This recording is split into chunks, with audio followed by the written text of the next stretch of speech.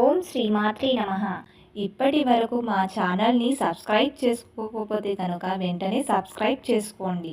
ఇక మా నుంచి వచ్చే వీడియో ప్రతి అప్డేట్ సబ్స్క్రైబ్ చేసుకున్న తరువాత పక్కనే ఉన్న బెల్ ఐకాన్ని ట్యాప్ చేయండి. మీరు చేసే ప్రతి ఒక్క లైక్ మా ఛానల్కు సపోర్టివ్ అండ్ ఎంకరేజింగ్ కూడా ఉంటుంది. మరి వీడియోలోకి వెళితే గనుక ఒక వ్యక్తి ఈ జన్మలో చేసే కర్మల ఆధారంగా అతని తదుపరి జీవితం మరియు ఆ కొత్త జీవితంలో అతను ఎదుర్కొనే కష్టాలు ఆ వ్యక్తి పుట్టకముందే నిర్ణయించబడతాయి. ఆచార్య చాణక్యుడు ప్రకారం ఒక వ్యక్తి తన పనుల ద్వారా అతని మరణాన్ని ప్రభావితం చేయవచ్చు. చాణక్య నీతిలోని శ్లోకంలో పుట్టబోయే జన్మలు ఆ మానవుని యొక్క వీధి తల్లి గర్భంలోనే నిర్ణయించబడతాయని తెలిపారు. విద్య మృత్యువేవ చ పంచాయతీ గర్భస్థే. ఈ భూమిపై జీవిస్తున్న ప్రతి మించిన జీవికి ఈ 5 విషయాలు అంటే వయస్సు, కర్మ, సంపద, జ్ఞానం మరియు మరణ సమయం అతను తన తల్లి కడుపులోనే ఉన్నప్పుడు అదే సమయంలో అతని వీధిలో రాయబడి ఉంటాయని ఈ శ్లోకం ద్వారా స్పష్టంగా వివరించారు.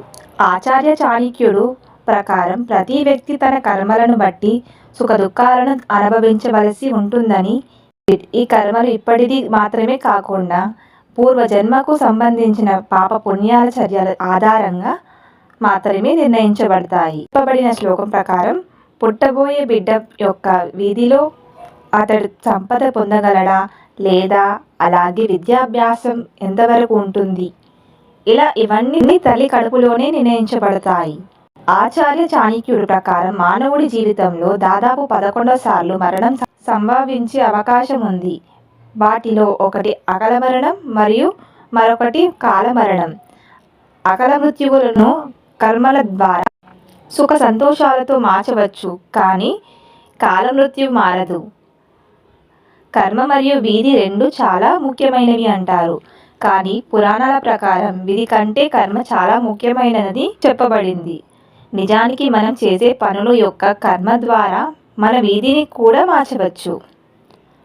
నా దృష్టిలో కర్మ మరియు విధి రెండు చాలా ముఖ్యమైనవి అని అంటాను.